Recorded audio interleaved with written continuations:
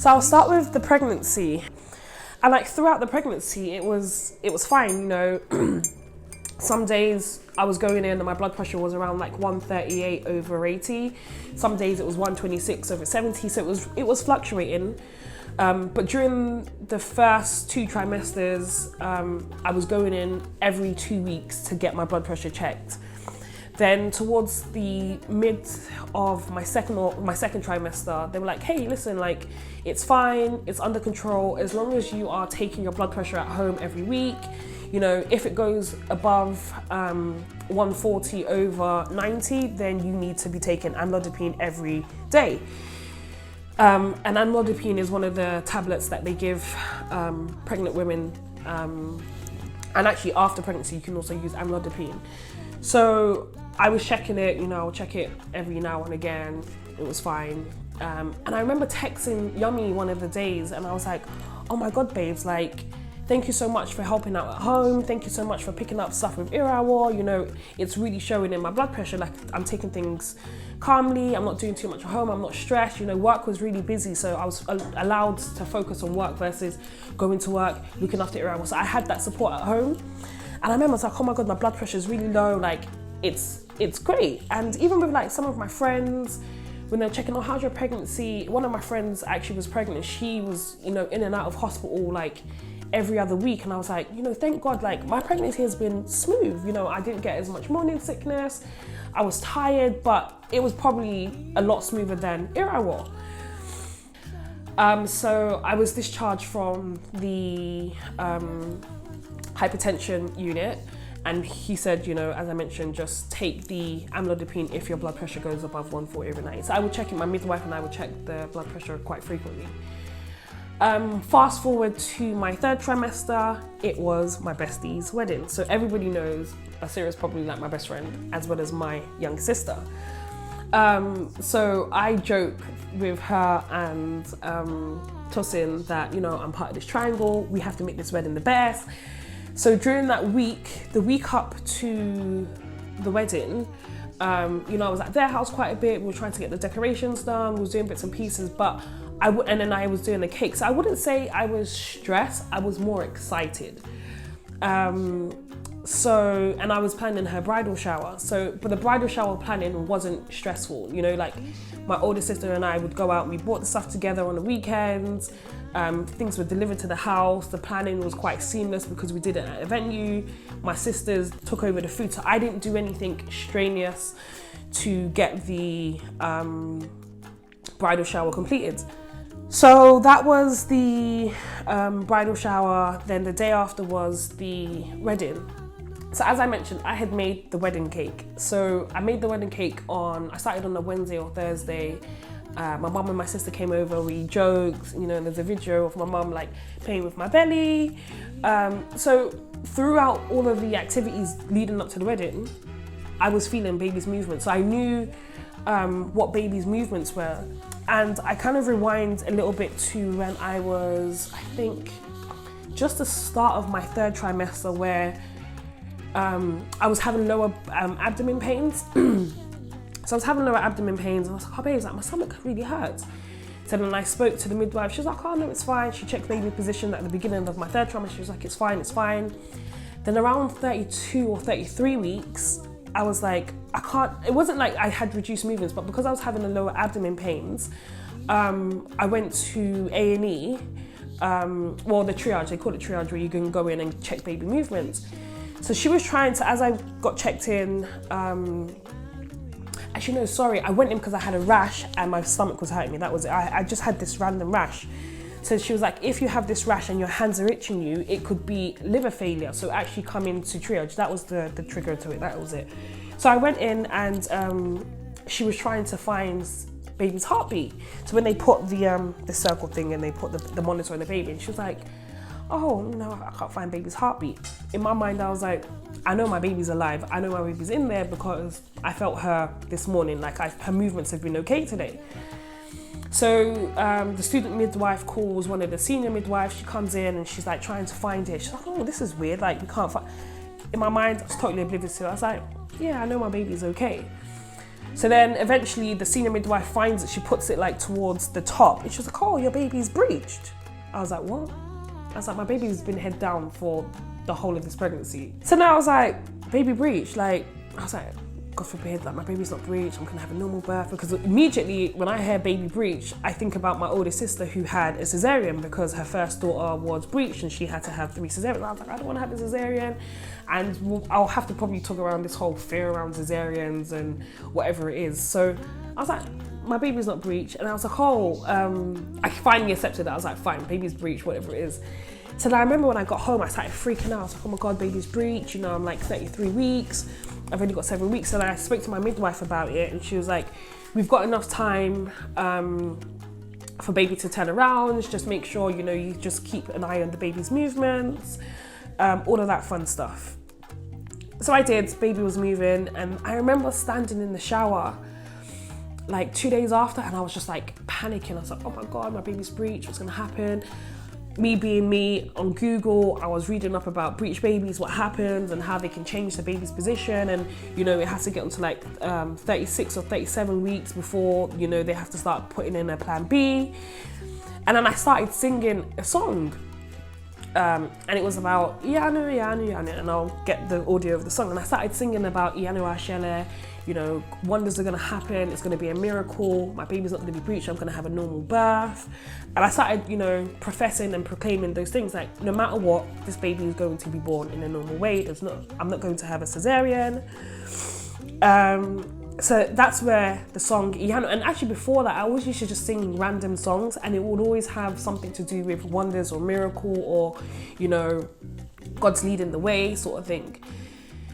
So then I had my 34-week scan. It was a bit late, it was around 34, 35-week scan. And I was like, oh, you know, baby's turned over, you know, she's no longer breached. I was like, oh my God, thank God. Again, I started singing a song like, oh my God, his wonders and his miracles will profess in my life. So then back to the morning of the wedding. So I remember waking up really early in the morning, around like 6 a.m. because I had made the cake and the cake was at home, and I didn't want to bring the cake the night before, whatever. So I went home, picked up the cake, got back around 7. I remember just being relaxed, like I was just calm. I was just really calm. I was like, oh, do you know, I'm tired. So because of that, I'm just gonna relax. Joy did my makeup for me. And Irawa at this time was getting a bit cranky because it was around 12, 1 o'clock when she usually takes her naps. So I remember Joy did my makeup and Ira was kind of sitting on my lap while she was just getting cranky.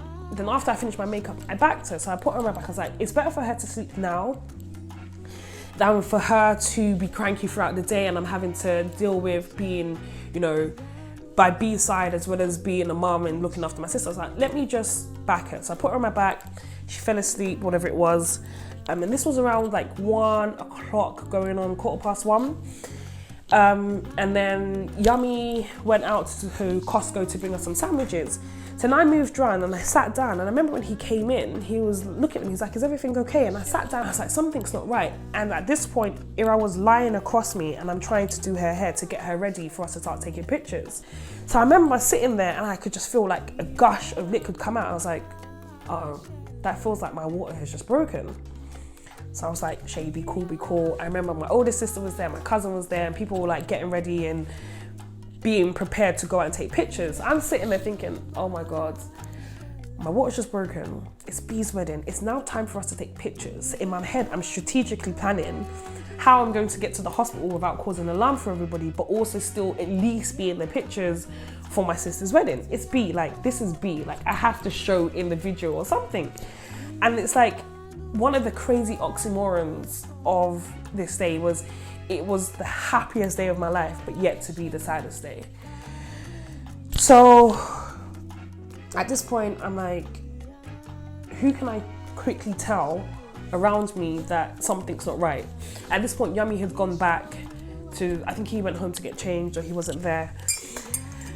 And then I stood up, I put Irawa down, she was ready at this point, Jade takes her out, so then I run to the bathroom, and then I'm like, oh my God, I'm bleeding. But at this point, I wasn't really feeling pain. I was just like, I'm bleeding. I was like, this isn't normal. So then I call Temi. I was like, Temi, come in. So Temi comes in. Temi with her alarmist ways is like, Shay, you need to get to the hospital like now. It's like, Temi, calm down, don't worry. Who should we call? She's like, all right, let me call sis. She calls my older sister in. Sis comes in. And she's like, oh my God, Shay, baby's coming. So we're all like excited, like, okay, you're bleeding, don't panic. But baby's coming. She's like, how are you feeling the pain scale? And I was like, I'm not feeling any pain. Like, I don't feel any pain. Like, yeah, I'm feeling a little bit contractions, but it's not like, oh my God, I'm in pain. So I was like, calm. So I just wanted to remain calm because I'm a bit dramatic and I didn't want to be dramatic and, you know, start causing an alarm and distracting the fact that my sister's just about to get married. So then Auntie Boomy comes in and it's like, oh, you know, we need to get to the hospital. We go out. At this point, I get into the shower. So I take off all my, like most of my clothes. I get into the shower and I'm just bleeding, like gushing out of blood, like loads of blood's coming out. We basically try and call my midwife. The midwife wasn't picking up. My sister calls the emergency service. She calls 999. I was like, no, sis, don't call 999. Like, I don't remember telling her not to call. I was like, sis, don't worry. So she calls 999 to get an ambulance. She hangs up. She's like, let's call the midwife. Called the midwife. Midwife wasn't picking up. Then the ambulance service calls back, and they're like, hey, and then we explain to them, hey, we need an ambulance. So, okay, fine, we'll send an ambulance. And then Yummy, at this point, had been instructed. Temi had already called Yummy when she found out I was bleeding, that go home, get the yellow book. Now, that's one of the biggest mistakes that I feel I made. I knew I should have been traveling with my yellow book, but I was like, oh, my house is only down the road. Like, if anything happens, I can go and get my yellow book, sort of thing. But I was like, nothing's gonna happen, you know, proclaiming and being faithful. Like, my baby's not coming today, it's okay. So Yummy goes, gets a yellow book. So at this point, you know, I'm calm, I'm still really calm. And then the ambulance is about to come. So the ambulance is coming. So as they're coming, Yummy sends us a picture of the yellow book for us to call the helpline. We call the helpline, no answer. Eventually this was around like 2 o'clock, maybe 2:15, the ambulance finally turned up. It was a guy and a woman. And they were like, oh, you know, they're saying that you need to lie on your side. So I was lying on my side and I was like, sis, like, let's just get in the car and let's just go to the hospital. And she was like, no, Shay, like the ambulance comes. So the ambulance actually come and we were fraffing. We were fraffing around for a very, very long time. Now, in my mind, and like in hindsight, the first time I saw the blood, I should have been like, let's get out of here, let's go. But because I was just like, I think subconsciously in my mind, I'm thinking, was I probably trying to wait to take the pictures, sort of thing? And I try and not live through what I was thinking that day because it's not gonna bring her back. I remember Tossa said I was gonna do this and I said I wasn't gonna do this, but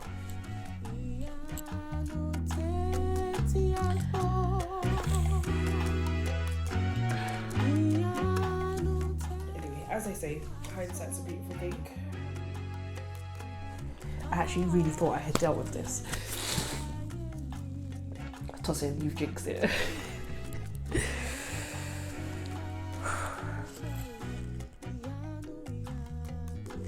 Oh my.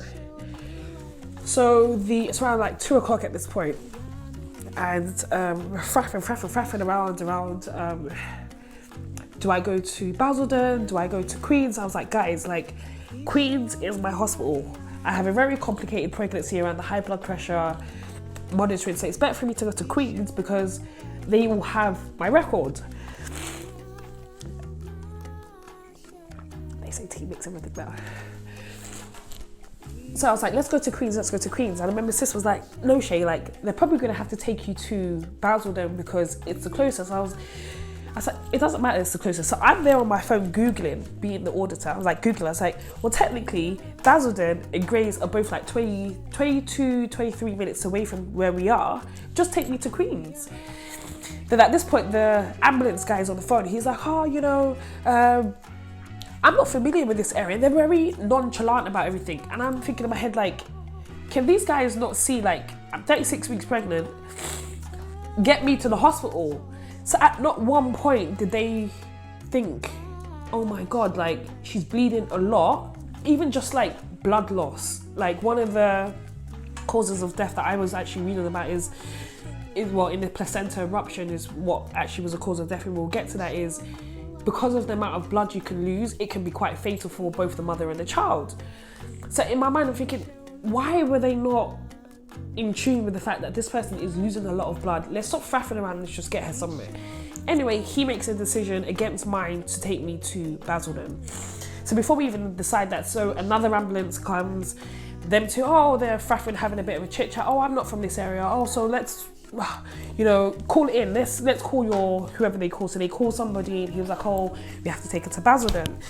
So all this while, I'm just thinking, just get me out of here, get me out of here. I just need to leave. And there's a video that Joy sent me the other day, and we were joking at this point, you know, oh, you're going to go into labour, and, you know, you're going to be the most beautiful, glammed up mother in the ward, because I had my makeup done, I had my gele done. Like, the only thing I was left to do was put on my dress. So I had my gele on, makeup done, everything. And I'm just lying there thinking, yeah, like, I'm cool, just get me out, get me out, get me out, sort of thing. Not get me out of the film, but, you know, get me out of this hostel, get me out of this hotel.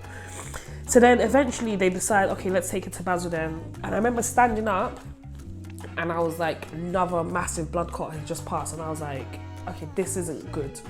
But in my mind, again, I could still feel Yano moving. Fast forward, we're in the ambulance, and at this point, the contractions were mad. Like, on a scale of 1 to 10, the pain was probably like 15. It was just, I was screaming down the ambulance. Yummy was back at this point. Him again, being the calm person that he is, he was just calm. It's like, Shay, stay calm, it's fine, you know, support me and holding my hands, whatever it was.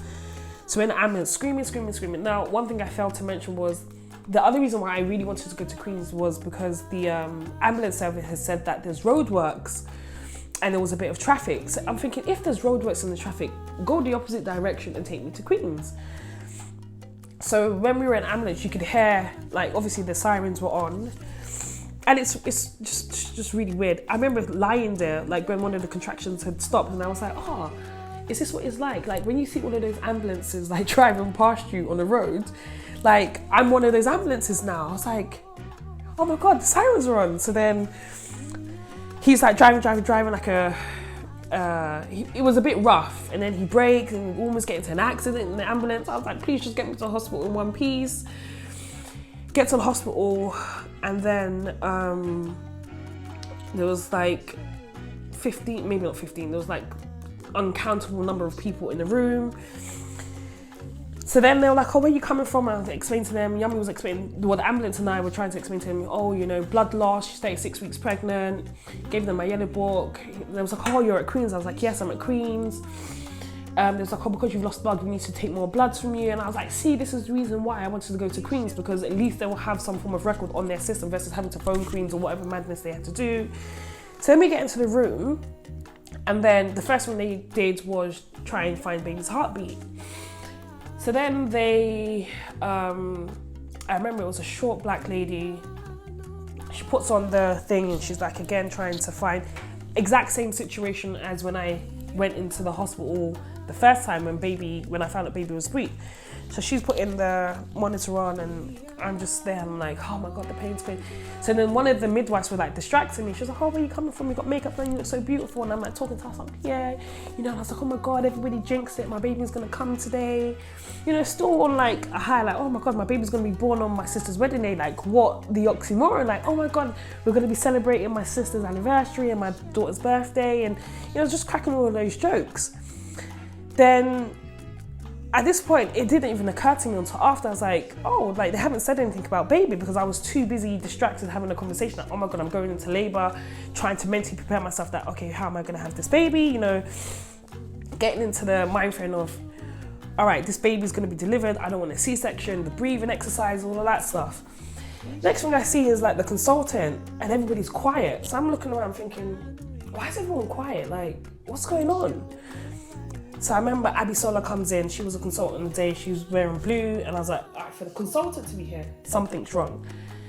So then she holds my hand, she was like, oh, Sherry Fatu, my name on my file, Sherry Fatu. She was like, oh, Sherry Fatu, unfortunately we can't find the baby's heartbeat.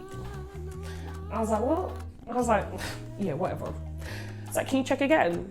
And she was like, I've just checked, you know, because at this point they had brought in the 3D scan monitor, like a proper scan, not just the round one that they put on the belly, the sound one.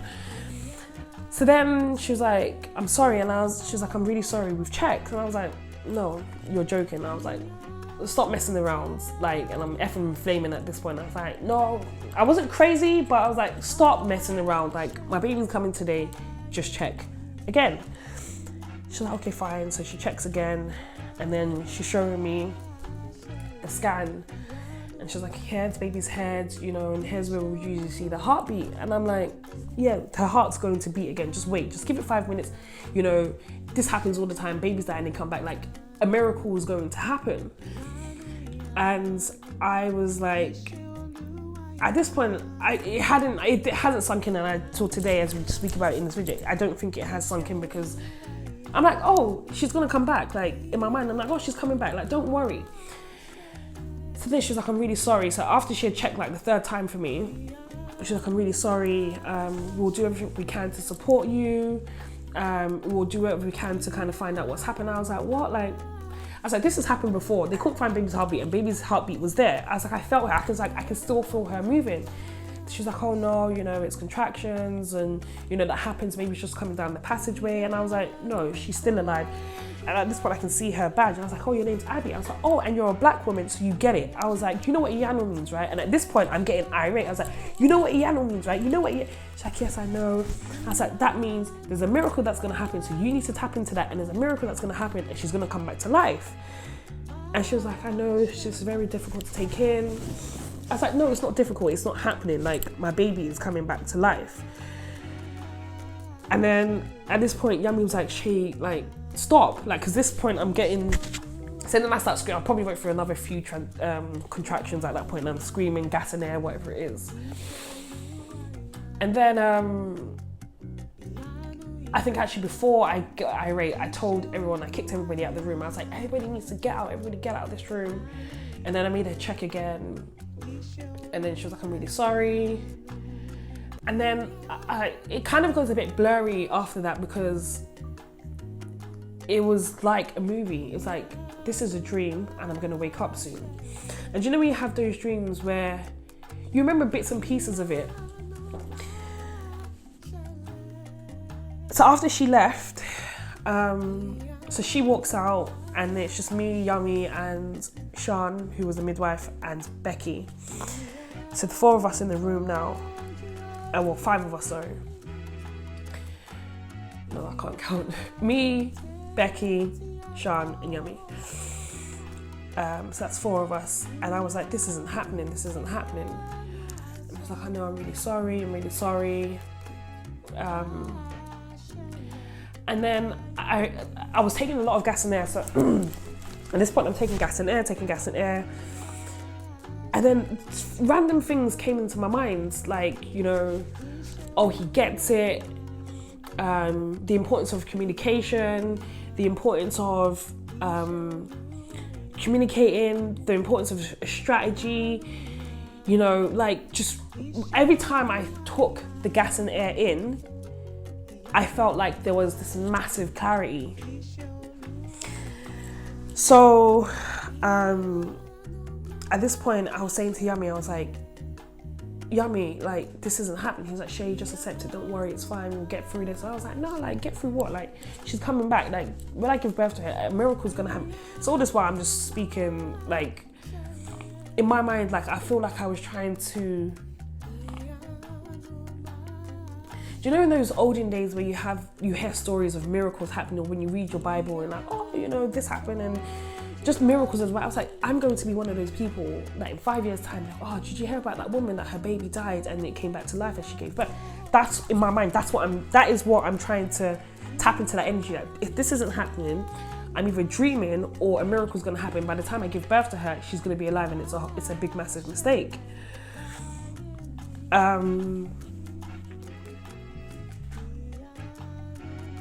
So yeah, coming to terms with it. So at this point, so we it's just,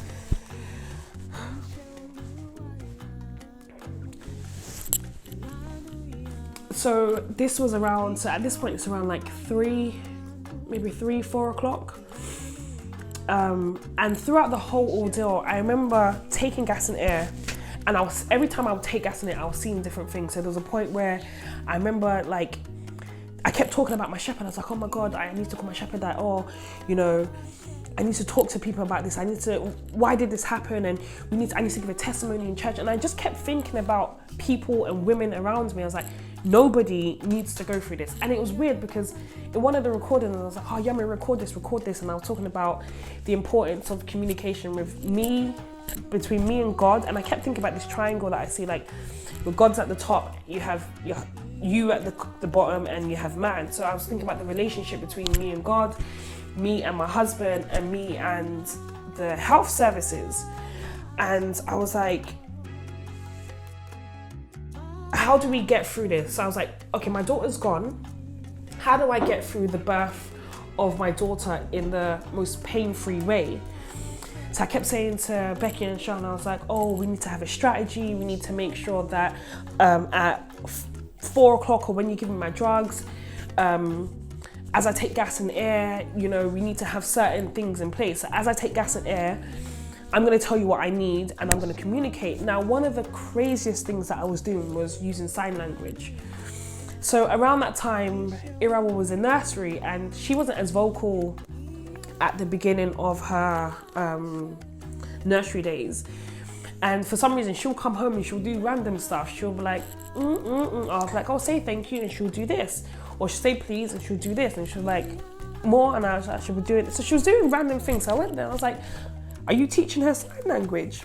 And they're like, oh yeah, sometimes we do sign language. And I was like, oh, okay, that's interesting. So I started using, not learning about sign language, but whenever I would communicate with Irawa, I was like, more please, thank you, and all of these other things that she was teaching me.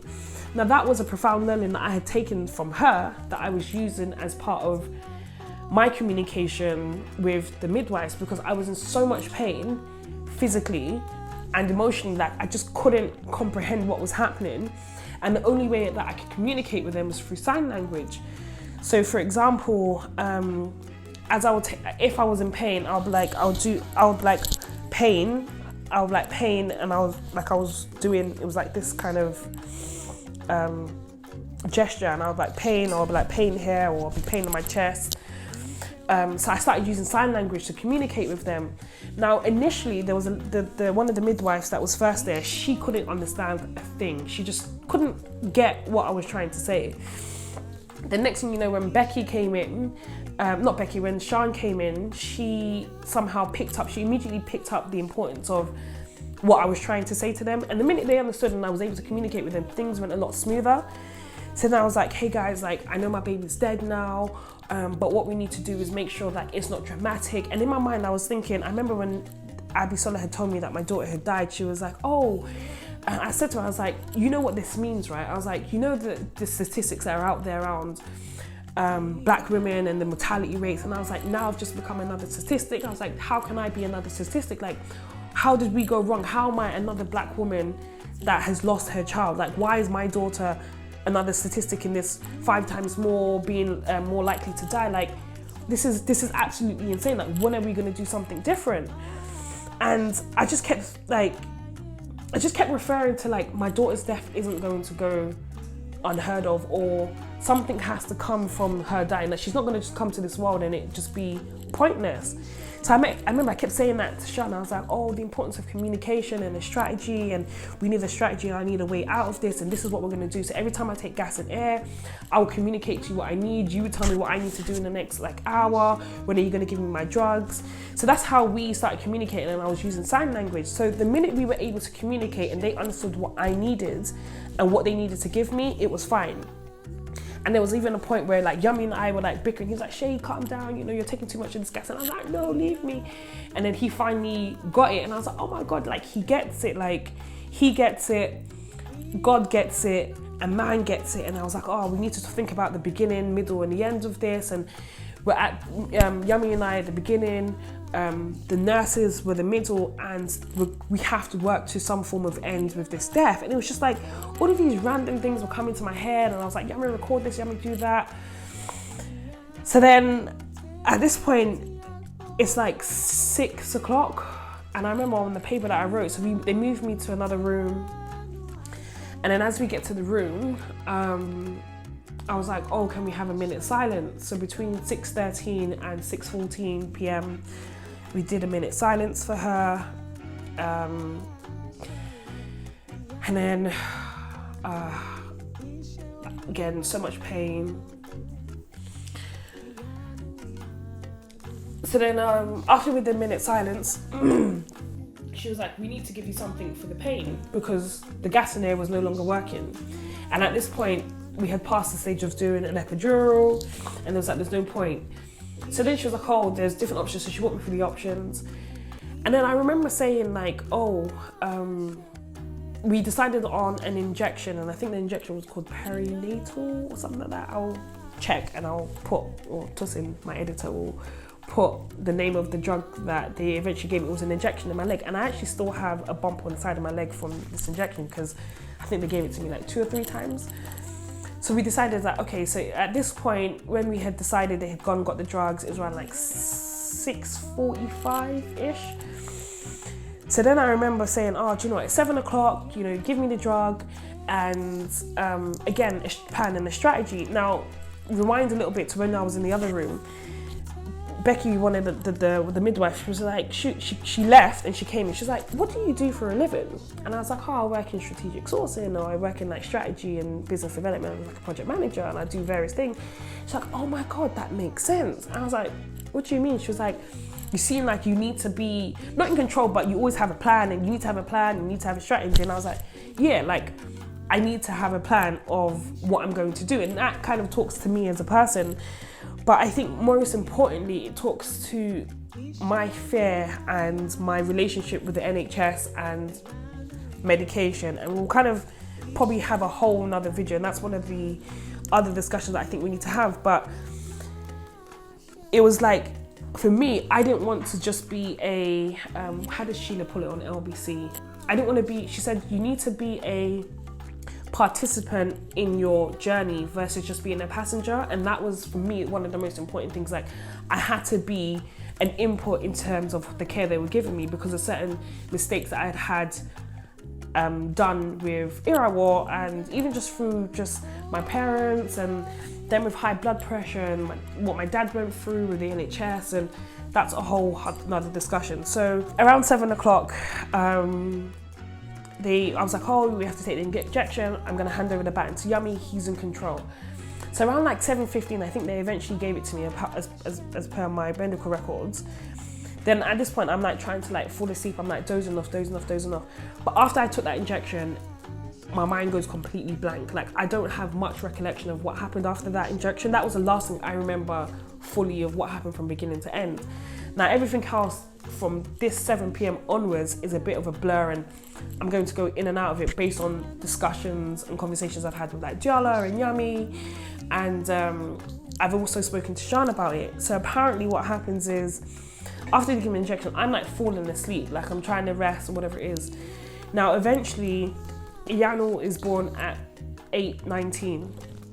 Now, all I remember is just lying back and just screaming, like just literally screaming at the top of my head. And I remember around like 7 o'clock, I don't know why, I kept saying, oh my God, it's 7 o'clock. I'm going to be the first person that's going to predict my death. Like, I'm going to, like, don't worry, Yummy, you've got it. I've handed over the baton to you. Like, you'll take care of Irawar. Now, at this point, I see Jolla at my side. I'm like, oh, Jolla's here. And I was like, oh, you know, is everybody outside? Is everybody waiting for me? Is everybody waiting for me to, like, go? Like, is everybody waiting? Do they want to come in and say their goodbyes? Because in my mind, Jolla, I could feel and, like, sense, like, Jolla was there, but everybody else was like outside the room waiting for me. And it was weird, and I was like, and then there was a point where there was so many people in the room.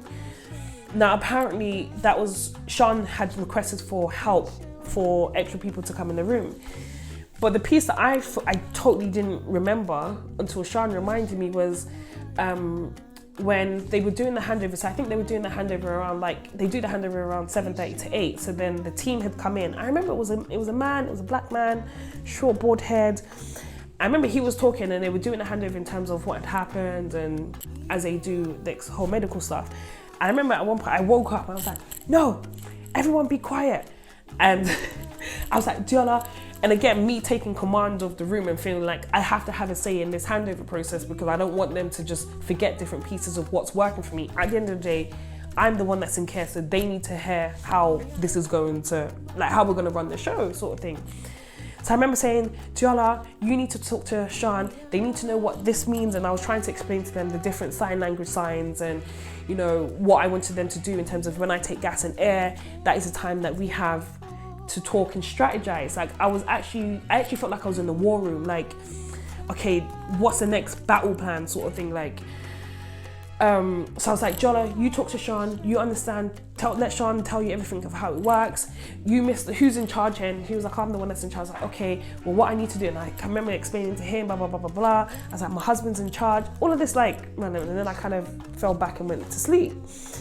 The next thing I know was, I remember Jola being there, and then the next thing I remember was me screaming. Now Sean also reminded me that they had to break my waters. So because at this point I think I was like 2 or 3 centimeters dilated, but my waters hadn't broken properly. So then he broke my waters to kind of speed up the labor process. So then that happened. So they break my water. I can't remember what time. She was born at 2019. But the parts that I do remember, there was like a light on the wall, and I remember like lying down and I was like looking into the light, and I was like, oh my God, like I'm gonna go and see my dad and Yano, because my dad's late, and I was like, oh, I'm gonna see my dad and Yano. I was saying all this craziness, and Yano was like, Shay, can you stop talking crazy, like stop it. I was like, babes, it's fine, don't worry, you would look after Irawad. Then I remember pulling Jola to one side and I whispered some stuff into her. Oh, Jola, blah, blah, blah, blah, blah. And then I turned to look at him, and I remember I just see him sitting down like this, and he was just like crying. I was like, babe, stop crying, it's fine. And then I remember I was like, okay, fine, I'm okay. Then I remember like falling back again and then looking into the light. And at this point, I could literally hear in my head, do you know in those movies where you hear like the flat line, like beep? So I could hear like my heart rate kind of going down. And then I remember Jola shaking. She's like, Shay, wake up, don't do the Shay, wake up. And I remember she had tissue in her hand. And she was like, and I remember shaking up. So every time she would shake me, oh, I'm like, okay, I'm back. I'm like, Jola, I'll stay with you. Then there was another woman in like the back of the room. And she was wearing like a black top. She had everybody had masks on because it was COVID times. So she's got a mask on. She had blonde hair, like gingery type of hair, and she had a notepad, and I was like, look, there's an angel there waiting to take my time of death. There's an angel there. And John was like, Shay, stop saying that, stop. And I was like, don't worry, John, it's fine. I'll be the first person to predict my death. And I was like, oh, I'm gonna go out with a bang. And I remember just screaming like, ah. And then at that point, apparently was when I was delivering the placenta, and then the placenta just like gushes out, goes everywhere. I was like, oh yeah, see, John, I told you I'm gonna go out with a bang.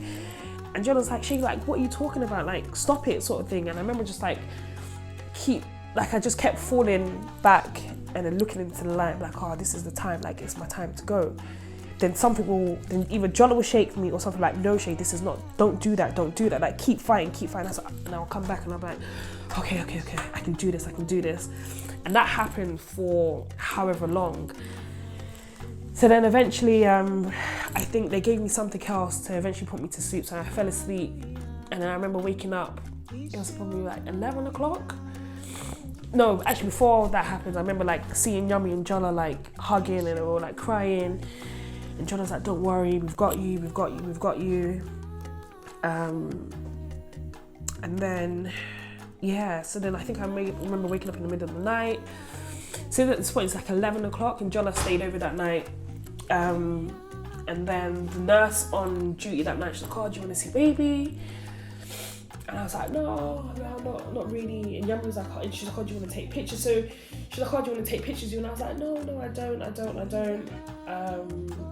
And Yummy was like, no, we don't want to take pictures. So then I eventually I'm trying to fall asleep, but at this point I'm too scared to fall asleep, because I'm like, sleep is the cousin of death. Like, if I fall asleep, who's to say like I won't die in my sleep? Like, so I was like, let me just stay awake. So I was doing everything possible, and that's when I started like writing. I started jotting things down, And then Yummy and Jolly eventually fall asleep, and then the nurse comes in. She's like, "Oh, do you want to see your baby?" And I was like, I think she picked up on the fact that I wanted to see her, but Yummy didn't. So then she brings her in, and that was the first time that I held her when she was first born, and I remember looking at her and I was like, "Oh my God, she's perfect." And I was like, of course she's perfect. She's come from God, sort of thing, like. So then anyway, I carried her, and I remember Jonah took a picture for me. And then yeah, so then here we are today. And then, yeah. So that was the whole birth story, and there's obviously a lot that's happened after it. But then, so I held out when I was in hospital for a while. I had to have, so I lost like 2.5 ml, or 2.5 litres of blood, which is a lot. I think the average on a normal birth is 0.5 litres. I need to get those numbers right, but I know it was like 2,500 millilitres, so that's 2.5 litres, yeah. It's not funny to us. So yeah, so I lost a lot of blood, so a lot of blood loss. So because of that, I had to have 2 or 3 blood transfusions. My iron, all my stats were low. So I was in hospital. So that happened on the Sunday. So I was in the hospital Monday, Tuesday, and I think I was eventually let home on a Wednesday. But for them to eventually let me go home, at this point my blood pressure is 160 in the 170s. So that is now acute, or they call it chronic hypertension. So my blood pressure is out of the roof. So then it starts with the whole medication, labetamol, nifedipine, amlodipine, all of these fantastic drugs, and I'm on like a high dose of this. So yeah, that was the birth story. That was how she was born. That was what happened that day, in some form of summary. There's obviously other bits and pieces that I'll remember. As of when we speak, I will bring that up. So yeah.